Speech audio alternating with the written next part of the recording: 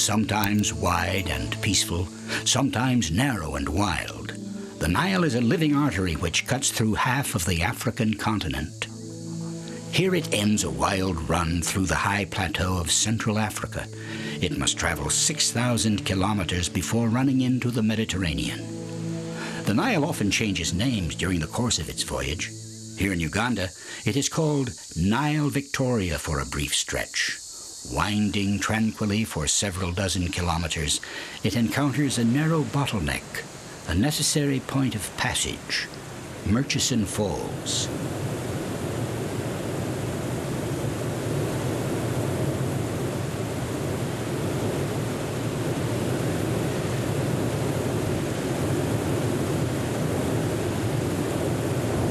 The Nile's entire mass of water must be engulfed through a gorge barely 7 meters wide.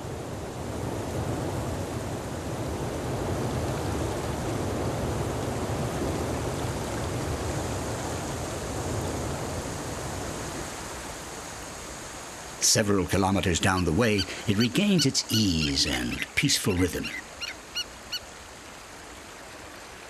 Beware of still water, goes the proverb. Here, one is wary of what is lying still in these waters.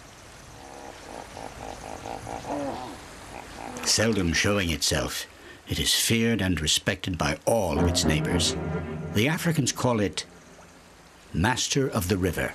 Crocodilus niloticus, its Latin name, is the largest of its species, measuring 3 to 5 meters in length. The ancestors of the saurians were already present during the golden era of the reptiles and outlived the dinosaurs. 200 million years of evolution with little change.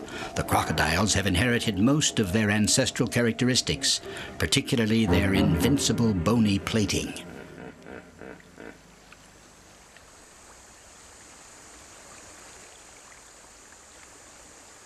In Africa, rivers are always sources of conflict. Here the tension began about 3 weeks ago, when the females laid their eggs on the banks. There are about 60 days of incubation left. For the females, this means 60 more days of fasting as they spend their time surveying the nest.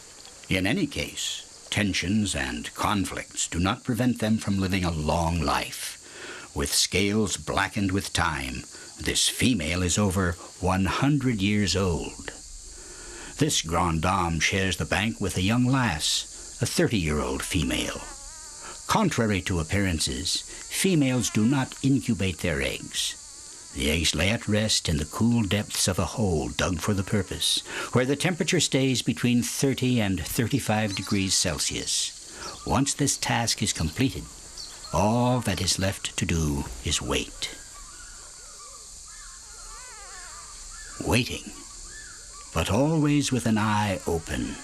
The female must keep watch on her eggs, never slackening her vigilance. It is the only way to protect them from audacious and sly predators.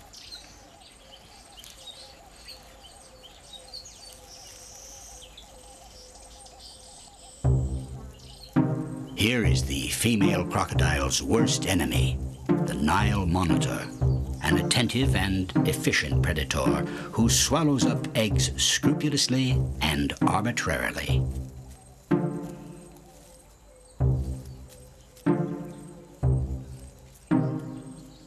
This tiny Nile monitor of 1.5 meters, distant cousin of the Komodo dragon, is in the habit of waiting for dawn to break into action.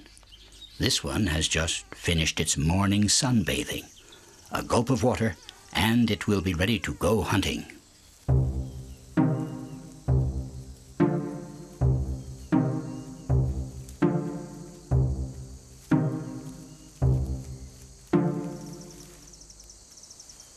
The Nile monitor is patient. It is hot outside, and it knows that the moment will come when the females will slacken their guard, when they return to the water for refreshment.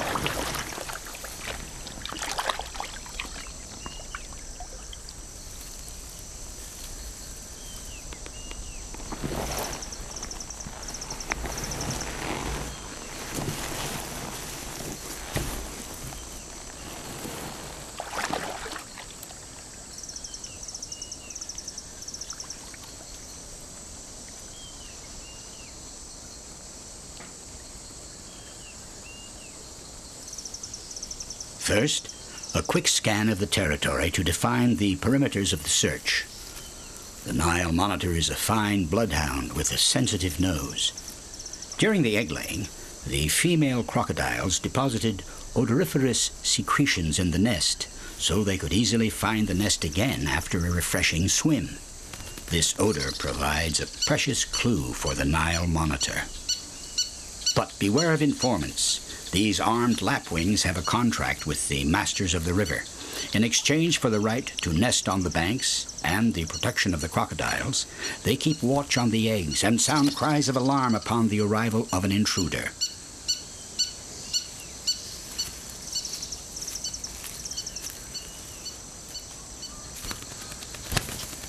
The kingfishers take their role of lookout so seriously that they take turns nosediving at the Nile monitor to peck him with their beaks.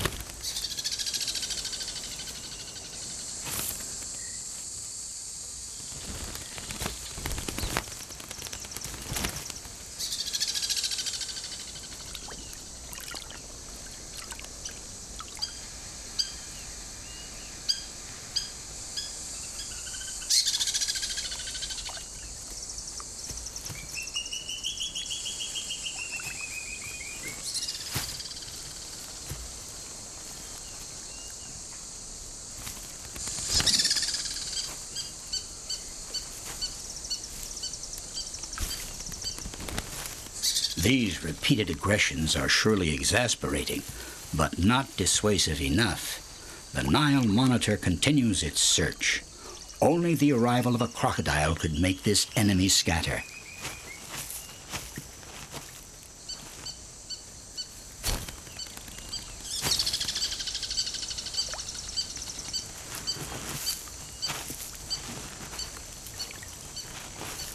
Eyes and nostrils protruding on the surface of the water, a low profile.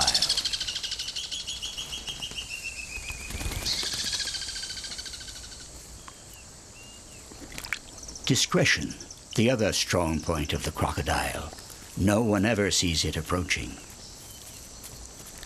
2 pairs of nostrils are better than 1 when it comes to finding eggs on such a vast beach.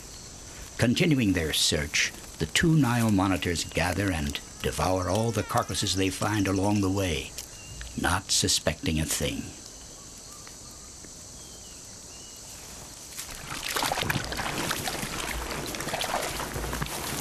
One of the intruders had a little fright. This does not stop it from hastening to the site.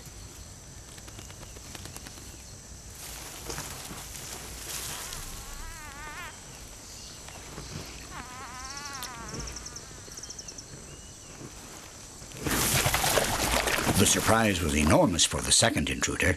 In 3 strides, the female crocodile hoisted her 900 kilograms up onto the bank. But the Nile monitor is a quick creature. Sure of its own agility, it refuses to scatter. Once it is on the scent of eggs, the Nile monitor is not one to renounce. The eggs are quite close by, buried somewhere, but where? A few old shells are strewn about, making it all the more exciting.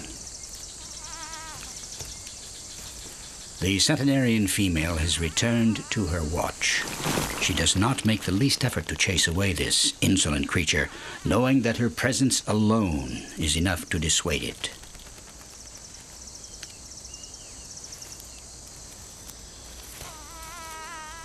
The Nile monitor decides to be reasonable. It will not find any crocodile eggs today. Might as well return to the forest and steal eggs from bird nests.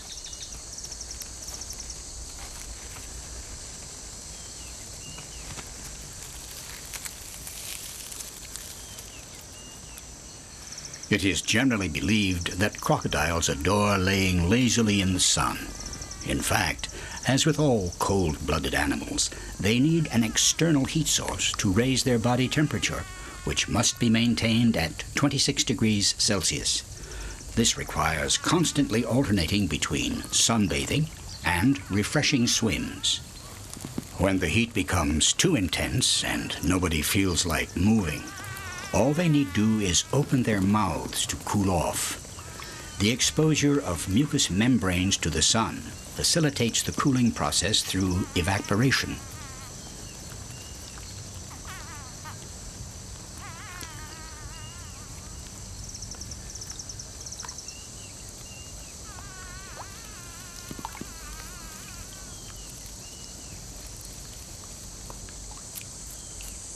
The spur-winged plover also have an agreement with the crocodiles.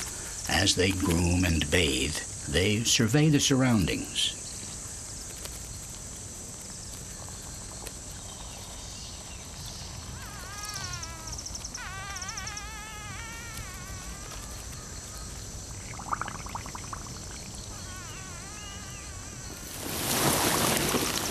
It's quite an art being a reptile.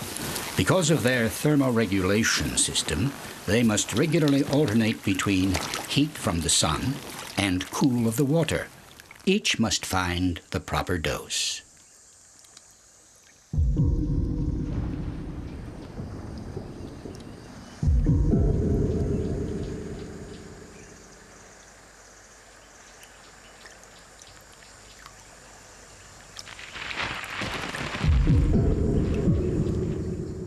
This rolling thunder announces a crucial event for all of the inhabitants of the river and its banks, the rainy season.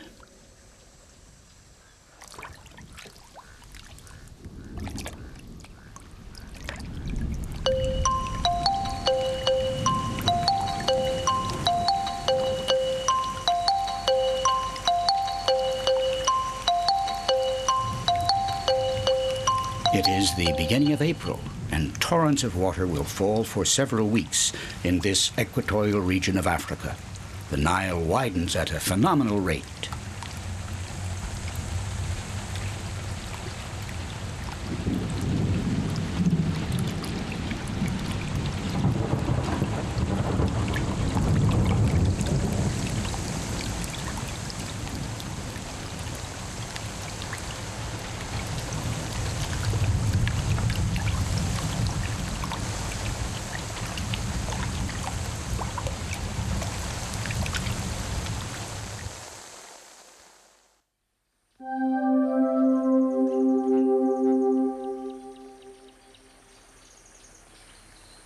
One morning, everything subsides. The water stops as quickly as it came, leaving fish stranded in tiny ponds of water. Fishing has never been this easy for the tufted heron and the Egyptian geese.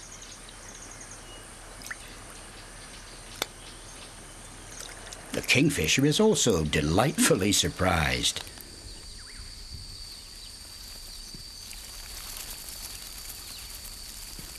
Even those enormous fish, the perch of the Nile, were caught by the surprise of the sudden subsidence.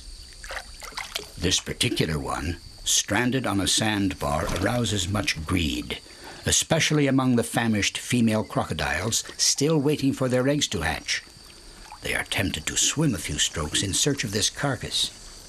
But is it wise to desert the nest for such small gain?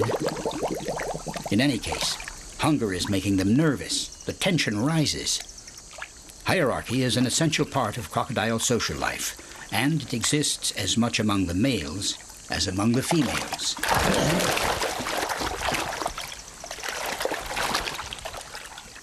In order to avoid mortal combat, they settle conflict using body language with postures of submission and intimidation. In this way, the young female needs only lift her head slightly to express her resignation, giving priority to her senior.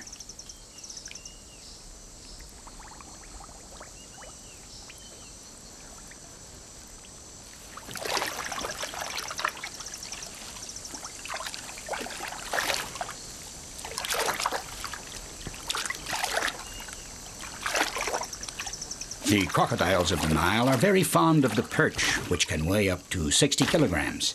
They represent 80% of their food, but they are capable of capturing and eating just about anything from a frog to an antelope or even a buffalo.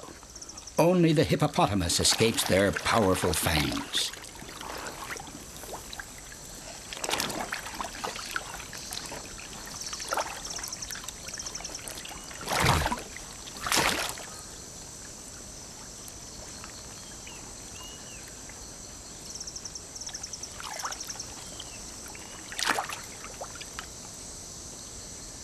The other female refuses to be left behind. She too has just spotted a dead fish.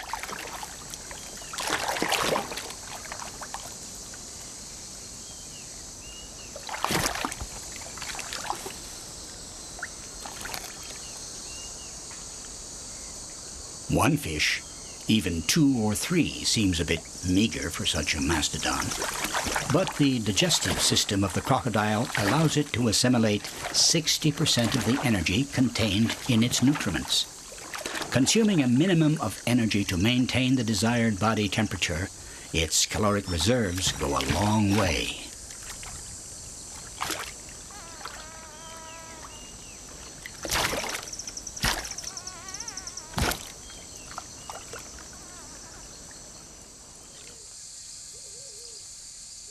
The 2 females were not wise in deserting their nests. The Nile monitor has returned, only this time it has decided not to leave empty-handed.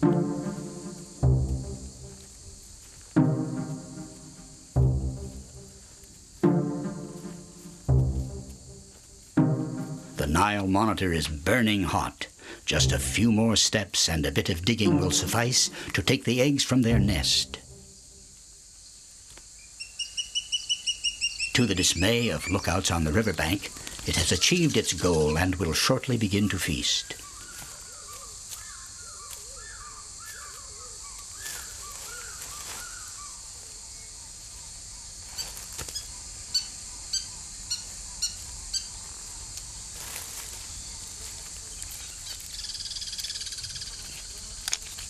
The Nile monitor is the only saurian to open its throat wide enough to swallow prey which seem much too large.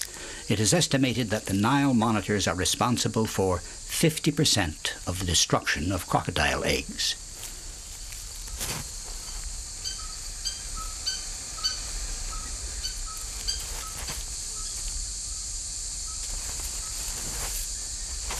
This is no longer mere arsony. It is a veritable carnage. The Nile monitor is capable of devouring an entire clutch of eggs in less than an hour. The lapwings can sing away, but there is no one to chase away the pillager. The female crocodiles are also in the middle of satiating their hunger. Unaware of the events taking place on the bank, they continue to plow the river in search of perch.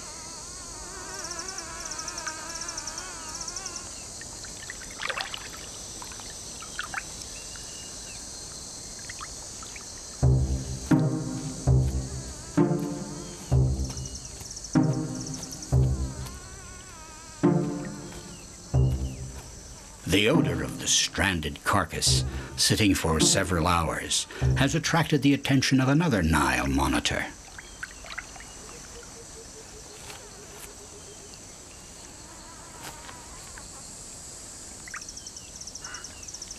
Above all a scavenger, the Nile monitor can ingurgitate any edible finding. Even so, this one is a little big, and someone else is already eyeing it.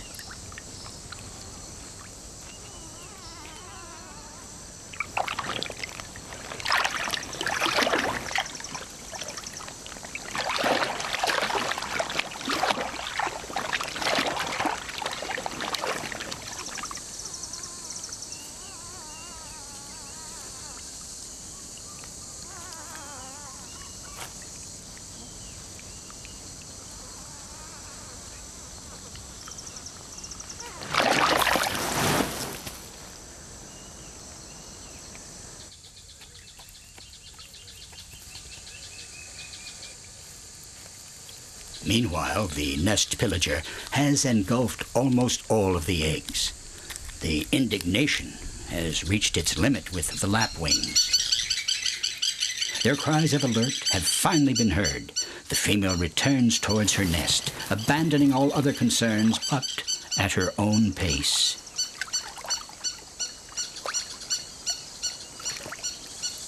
On land, crocodiles have neither the speed nor the agility they are famous for in water. In urgent need, they can gallop at 20 kilometers per hour. But they easily lose their balance and resort to a means of locomotion better adapted to their morphology. The young female, alerted by the cries of the lapwings, is unable to arrive any faster to the site in order to save her clutch of eggs. Luckily, the crocodiles of the Nile are particularly prolific. A female can produce between 60 and 80 eggs per year. The perpetuation of the species is assured, even if only one of the thousands of eggs she lays in her life hatches. In other words, as scandalous as it seems, the pillaging of the Nile monitor is not a real threat to the species.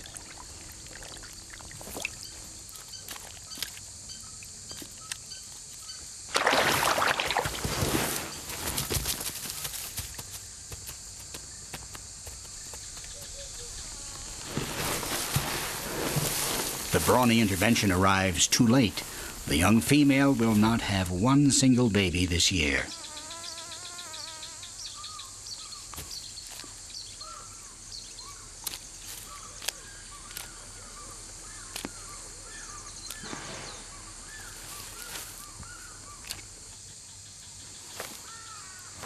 Surely the female has not examined her nest very closely. Believing that there are a few eggs left, she begins to camouflage them in case of the return of the Nile monitor.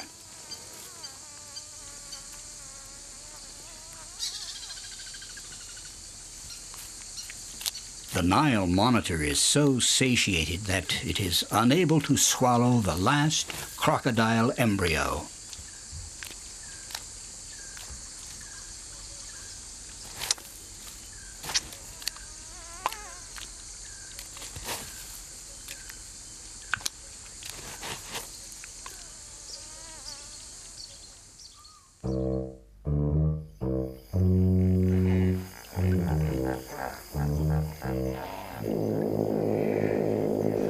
The hippopotami, having spent the entire night grazing on the banks, return to the river just before dawn.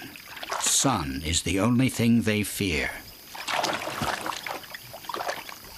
The cohabitation of hippopotami and crocodiles goes rather smoothly, provided that each respect the rules of peaceful coexistence.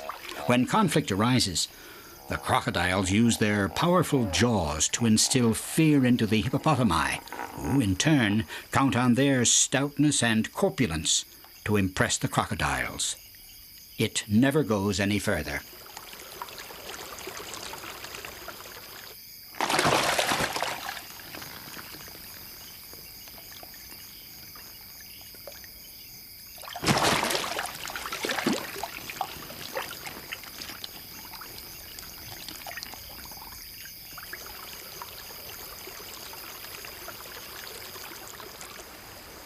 Sunrise is always awaited impatiently by the fishing eagle. As soon as the sun begins to shine on the surface of the water, it begins to lie in wait.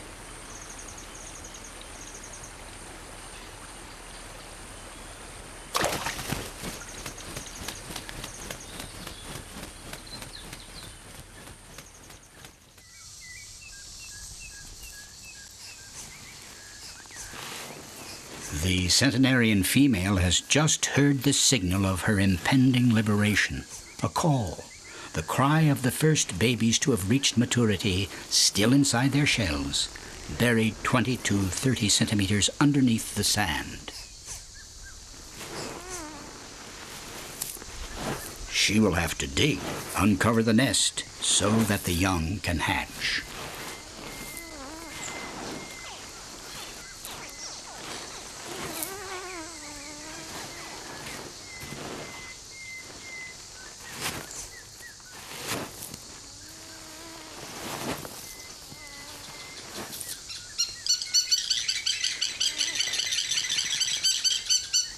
Evidently, the yelps of the baby crocodiles have attracted one of the Nile monitors who was prowling about the vicinity.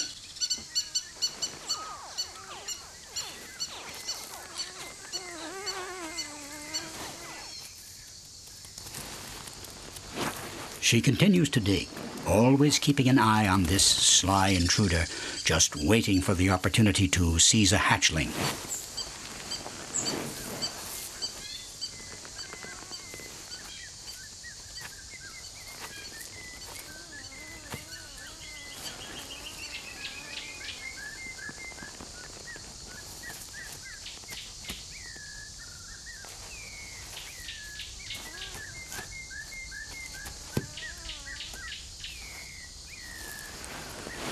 female will continue to excavate in the sand for more than 4 hours. It is a colossal job given her corpulence. In the end, the Nile monitor does not have the patience to wait any longer. It leaves, certain that sooner or later, one of the young will stray or get stepped on by this 1-ton monster. With incredible gentleness, the mother seizes the firstborn within her jaws, usually lethal on all other occasions. In fact, at the base of each tooth is a pressure detector, permitting the female to moderate her grasp. Under the weight of the hatchlings, her tongue hollows, forming a slight groove which can contain about 20 babies. She will carry them in this way in several batches all the way to the river.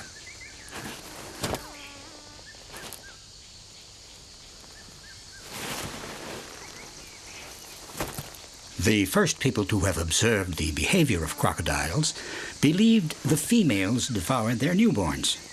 This could not be further from the truth. Of all the reptiles, the crocodiles are the most attentive towards their young.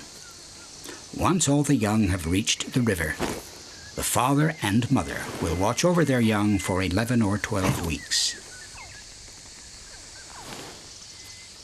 The eldest has definitely broken all records.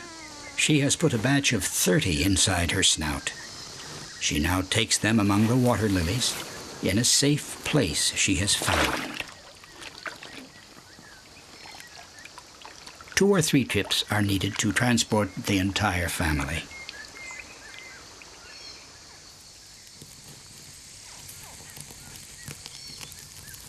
Waiting for their turn, the newborns in the nest continue to hatch without much difficulty. Unknowingly, they already prepared their exit from the shell.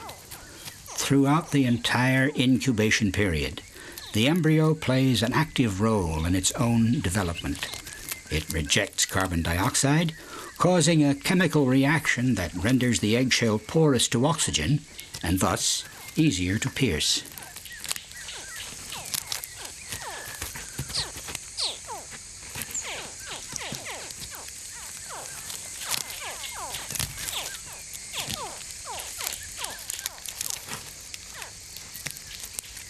Unlike birds and mammals, crocodiles do not have gender chromosomes.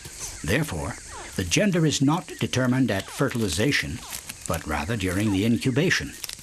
It is essentially related to the temperature of the nest. Above 31 degrees Celsius, there will only be males. Below, only females. Since all of the eggs are not buried at exactly the same level in the sand, both sexes are always present in a brood. Miniature adults. All elements are present: shape, color, scales, claws. The only difference is in the size. 15 centimeters long after hatching. 15 centimeters of fresh flesh, multiplied by 15 or 20 or 30, seems like a steal for the Nile monitor. The same one is still on the prowl. The newborns are lucky that the Nile monitor has found a dead baby crocodile in its path, most likely crushed by its mother on her way to the river.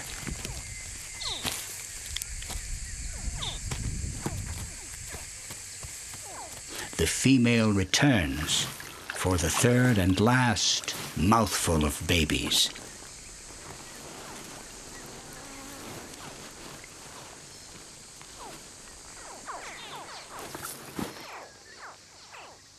For nearly a century now, this female has returned each year at the same season, to the same place, to accomplish her duties toward her species. With many years of experience, she has perfected her gestures admirably.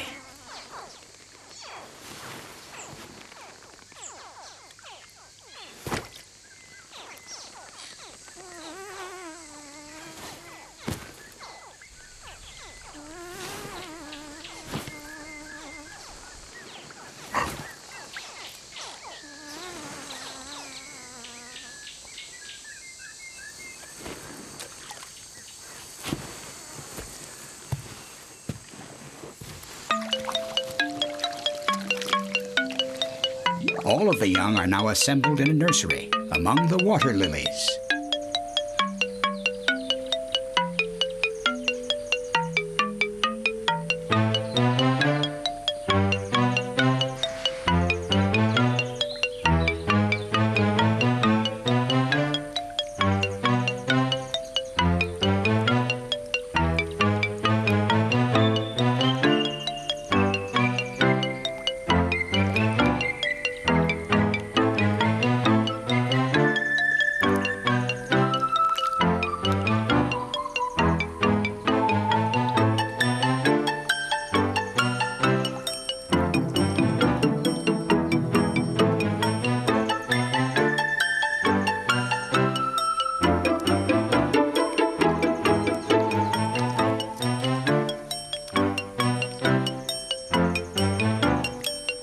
As adults, crocodiles are practically invincible, but their youth is not so easy.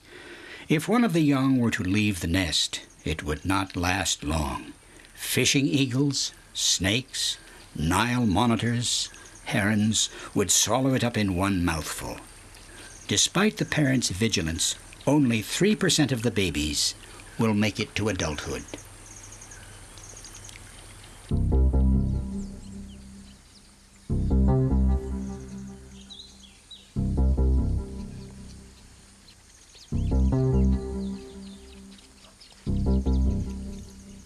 A young Nile monitor has just spotted the creche.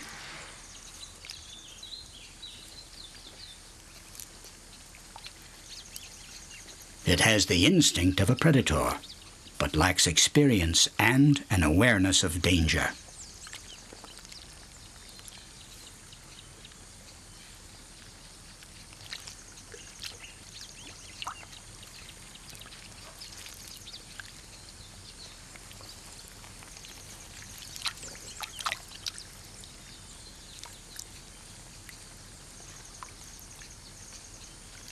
The Nile monitor is as agile in water as it is on land. It swims rapidly and quietly, and can easily escape even the most attentive eye. But this mother crocodile is observing its every move.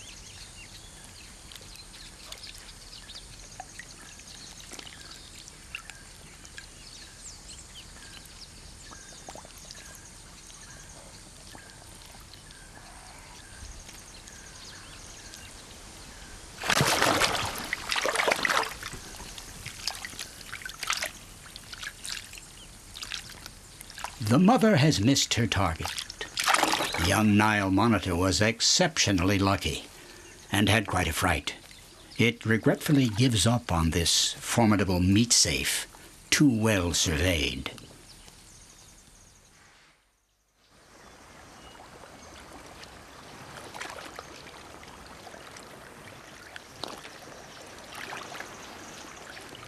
In the river, the seemingly placid hippopotami are also a great danger for baby crocodiles.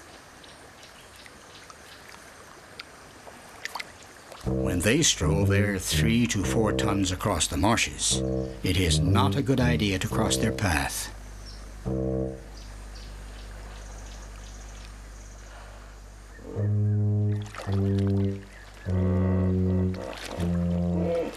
When one of these mastodons approaches, finding a refuge becomes a first priority.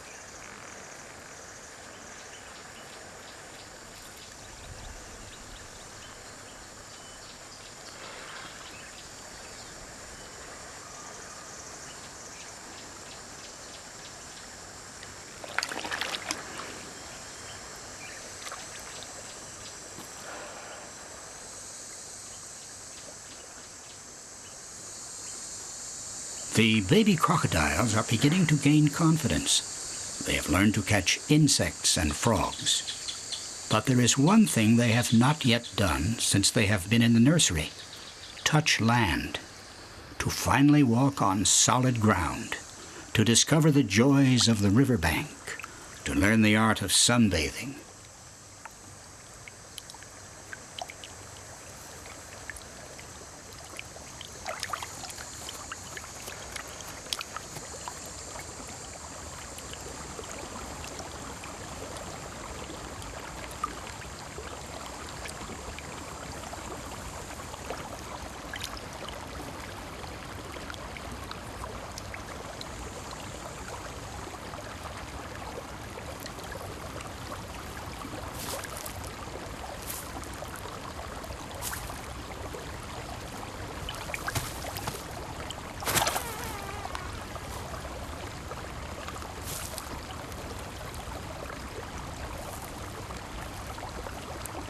With her young exposed and visible, the mother crocodile must double her vigilance.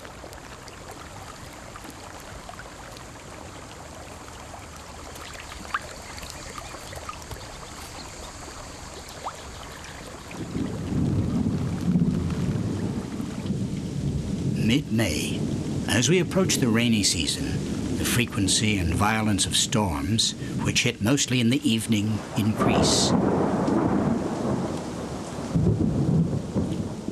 The Nile is not only the longest river on Earth, it is also the most mysterious, with origins that were hidden for a very long time. It took the audacity and tenacity of many explorers, such as the famous Dr. Livingstone, to discover its sources in the heart of Africa. The craze of the sources of the Nile was whispered about for entire generations, becoming a veritable obsession. Finally, in about 1910, it was discovered that it gained its force and power in Burundi, in a place called the Mountains of the Moon, where the name alone makes one dream.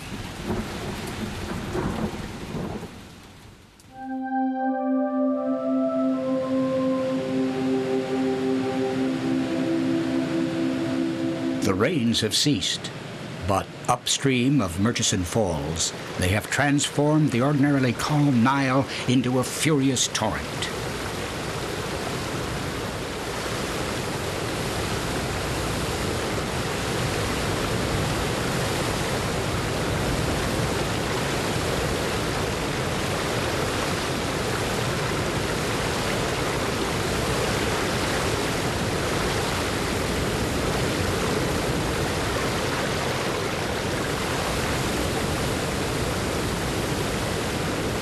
Needless to say, these yearly overflowings cause a great deal of devastation. Buffalo, antelope, warthogs, and other animals grazing on the banks were carried away. Drowned animals drift downstream, like this buffalo.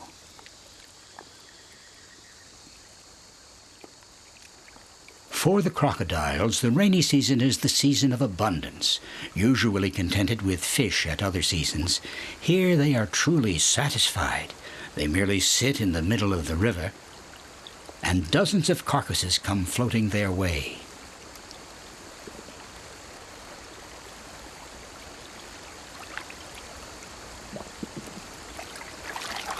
Here they come, rushing from all parts, attracted by the carcasses. But this buffalo is too big. Impossible to dismember it in the water. They will just have to wait for it to run aground.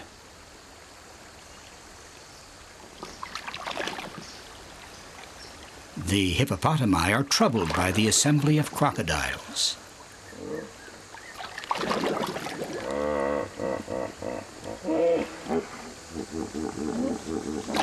Tension rises among the troop.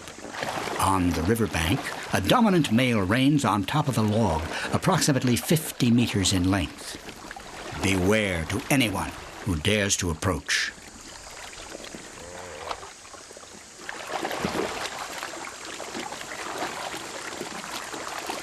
Hippopotami can inflict mortal wounds among themselves with their canines.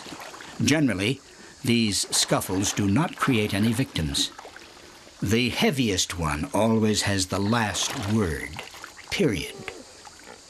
In order to eat the buffalo that has finally run ashore, They must exercise team effort.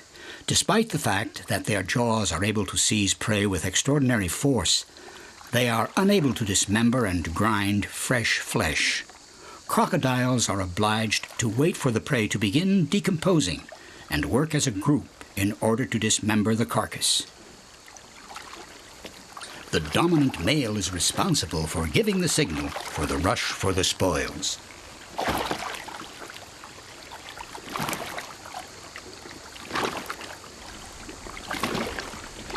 Some keep a firm grasp of the spoils, while others rotate frantically in order to break apart the bones and tear off large pieces which they ingurgitate whole.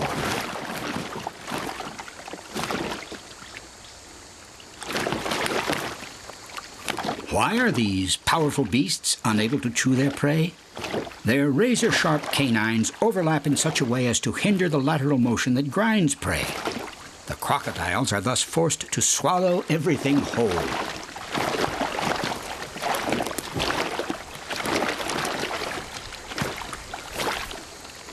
Internal organs, skin, tendons, everything will be swallowed, including the horns.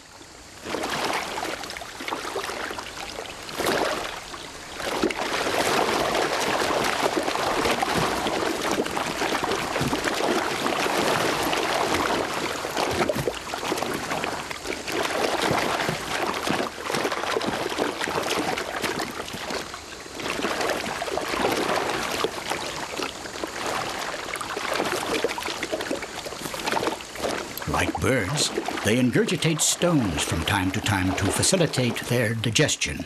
These stones stay in their stomachs and help to grind up any food that was not chewed in the mouth. Digestive acids will finish the process. Horns, hooves, manes, and tendons will all disappear under their effect. With a medium-sized prey, such as a gazelle or an antelope, the cutting up is easier and can be carried out alone. The crocodile clutches the animal in its snout and shakes it violently until it is completely dismembered. With larger carcasses, group cooperation is indispensable.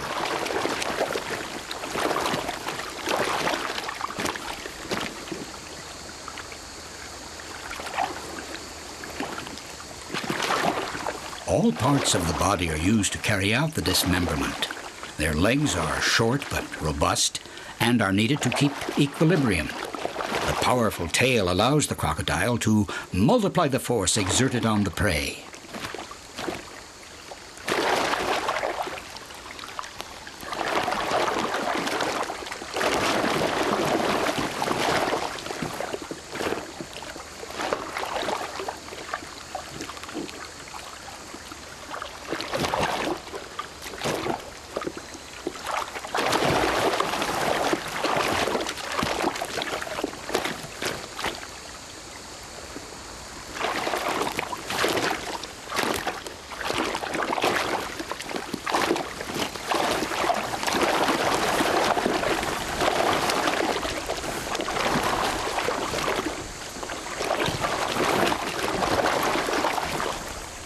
In the Nile, there can be up to 40 or 50 crocodiles on one sole carcass. But the feast does not take place in anarchy. For lack of room, they cannot all tear off parts of the carcass at the same time, so they wait their turns at a distance.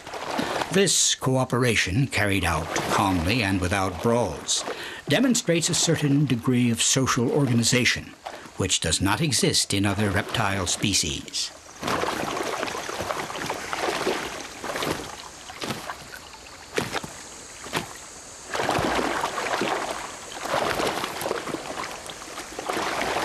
It is mistakenly believed that the crocodile prefers spoiled meat to fresh meat.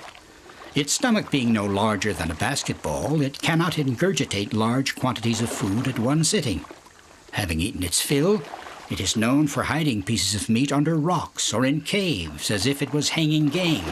False. It is simply setting it aside for later. The quantities of protein absorbed during these feasts are stocked as fat within the tail and along the back. This explains why crocodiles can fast for several months. They only eat about 50 meals a year. A large crocodile of the Nile can even go 2 years without food.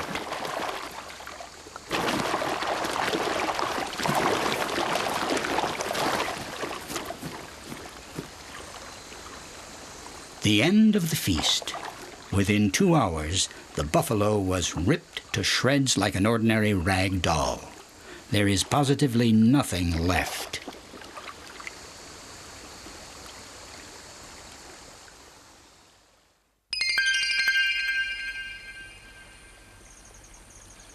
Three months have gone by, and the rainy season becomes a vague memory with the declining river.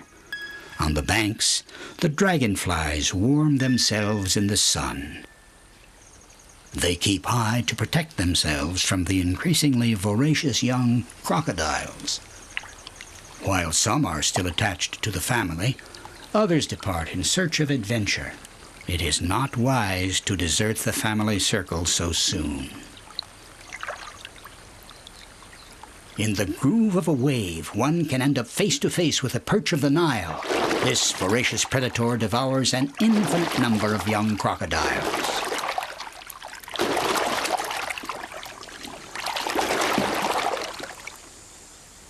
Several weeks later, it's time for an assessment. The numbers do not lie. Of the 80 crocodiles hatched on the bank, only one has survived. In the beginning, it will grow at the phenomenal rate of 30 centimeters per year. If it survives, escaping all the dangers in store, especially humans who hunt for its hide, it will still have to wait about 10 years to reach adulthood and to attack a ruminant. The day will finally come when, on the banks of the Nile, the crocodile will in turn give life and become the superb beast which evokes the armed warrior and the reigning master of the longest river on earth.